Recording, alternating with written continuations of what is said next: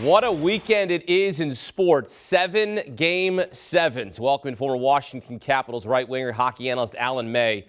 Alan, I mean, this is the same old story here. I'm looking at my timeline on Twitter. Leafs do sure know how to choke, eh? Classic Leafs. I mean, they just can't break through. 0-10 in their past 10 closeout games. What is the deal?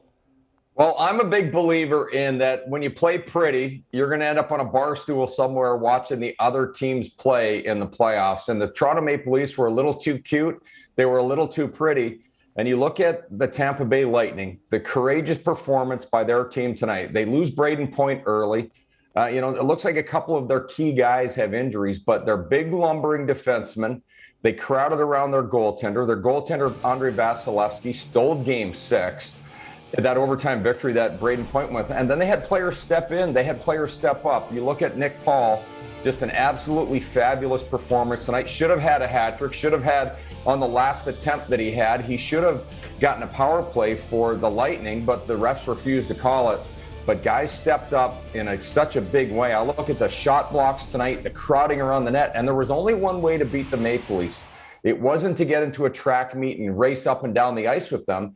It was to be 5 guys back at your blue line. It was to make sure that you were crowding around your goaltender and doing anything, putting any part of your body in front of the puck to get a shot block. And they did that. It was about physical sacrifice. It was about banding together as a team and putting it all on the line. And I absolutely loved that performance by the Lightning. You know, they played with the heart of a champion. They don't look as fast. They don't look as quick. They're different than the 2 teams that won Stanley Cups. But they played with so much heart tonight. It's to be commended, and their coaching staff put in an incredible game plan. You mentioned, I want to take you back to the second period, the Tavares disallowed goal. Interference was called on Justin Hull. What did you see? Well, exactly. You know what? A lot of times in the past, I don't think the refs had the courage. They didn't have the guts to make this call. It's the right call. It's a moving pick. Whether it's intentional or not, you've got to call that, because are you going to call it in game 1 of the season, the regular season, game 40? But I'm telling you right now, the referees have been told by Gary Bettman, the NHL commissioner, you know what? You've got to be consistent. We need you to be at your best right now. And the referees are calling penalties that we haven't seen called in the last playoffs. Now it's gotten to the point, though, where everyone expects every single thing to be called. I don't think we want that, but we want the most blatant and egregious calls called.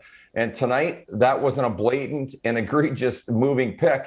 And it had to be called, and it negated the goal. Another big storyline that you mentioned, Brayden Point injured his right leg in the first period, went to the dressing room, came back in the second, but then left shortly thereafter. He scored the overtime winner in Game 6 for the Lightning. How concerned are you right now if you're Tampa Bay, Brayden Point, one of their best players? He is their best player. He's the driver of the bus. And it's all-out energy all the time. He is one of my favorite players to watch in the National Hockey League. His skating and his work ethic, his two-way play is phenomenal. And if he were in a northern market, a Canadian city, and an Original Six market, he would be up for MVP every single season. And this is a huge blow. If they lose him, I guess the good point is that we saw him come out, and on that shift, he was grimacing. We knew he was in pain, but he still was able to move.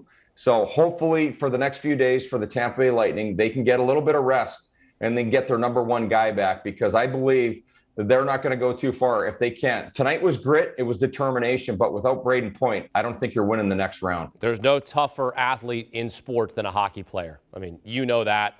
Brayden Point showing that, trying to show his toughness and get through it. And they applauded him coming to the bench, his teammates. Hey, heck of a job even to go back out there. So hopefully he is not lost for the next round, because it's an all-Florida matchup here as the Lightning advance to play the President Trophy winning Panthers. How are you evaluating this matchup, and who do you like in this second-round series? Well, I'm telling you right now, after the Washington Capitals were kind of schooled by the Florida Panthers, and the Panthers played every style of hockey you could play in that series. And, I think they, got some callous on their game. And, they had to play Tampa last year. They're a gritty team. They played tough. They can play with speed. They have players stepping up in a big way. Carter Verhaeghe, an absolute beast so far, probably the favorite if this team continues to go on to win the Conn Smythe Trophy. 6 goals, 6 assists, 12 points in the 6 games against the Capitol. 3-game winners. So he's stepped up. He's risen his level of play to next level. Former Tampa Bay Lightning Stanley Cup champion a couple of years back. But I have to believe in right now the fleet-footed Florida Panthers. I like the look of their 6 defensemen. They can skate, they can move, they don't lumber. They need to be healthy. Ekblad and Sherratt, last game against the Capitals, spent considerable time not being able to play, and those are 2 really good defensemen. But I'm going to favor the Florida Panthers because I'm going to handicap that Point's injury. I can't believe that it's just a 1-game thing, and the Panthers have all hands on deck. They're phenomenal goaltending by Sergei Bobrovsky, who gets a playoff series win here. It is huge for their confidence. Meanwhile, he's going up against Andrei Vasilevsky, who also stole the series against the Maple Leafs. The Game 6 theft by him in overtime was phenomenal. It was incredible, and it gives you so much belief when you can look in your back end and look at your goaltender. And both of these teams have that. But right now, there are so many fleet-footed, physical players on the Florida Panthers. I'm going to give them the edge. Lightning have won now 9 straight playoff series. Meantime, the Maple Leafs, 8 straight playoff series losses.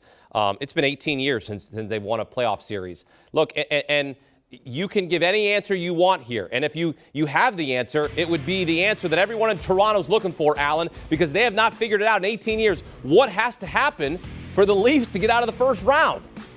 They're like a lot of teams. They're too dependent on their top-line players. And I'm not sure those guys have learned enough yet. And Marner, he didn't come through. I thought there were a lot of giveaways and overplays by him tonight. He didn't step up when he needed to most. But I've seen that in Washington. They leaned on the top guys for too long. And the Maple Leafs, they were changing their roster up, and they made some incredible trades this season. I can't blame the series on their goaltender, Jack Campbell. I thought he rose his level of play, but it's the style of play. And I think the number one thing in Toronto that has to happen is the commitment to what goes on in the ice. Everything off the ice, being a Toronto celebrity, being in the public eye, you've got to put it all on the line. The only thing that matters is being a hockey player. So keep your bubble on the ice. Don't worry about all the other stuff. And make yourself determined. They've got some fabulous hockey players there, but they need some more depth on their 3rd and 4th lines. You've got to have players step in big nights like tonight. You look at Nick Paul. What a great trade for the Tampa Bay Lightning. This guy had never played in a playoff series, been around the NHL 5-6 seasons. He scores 2 goals. He was a monster tonight, and he was committed to getting the win. And I don't see that with the Maple Leafs. I don't see the blood, the guts, the determination yet. They're close, but they're not there. And once again, they're sitting on the sidelines. They played a little bit too pretty tonight.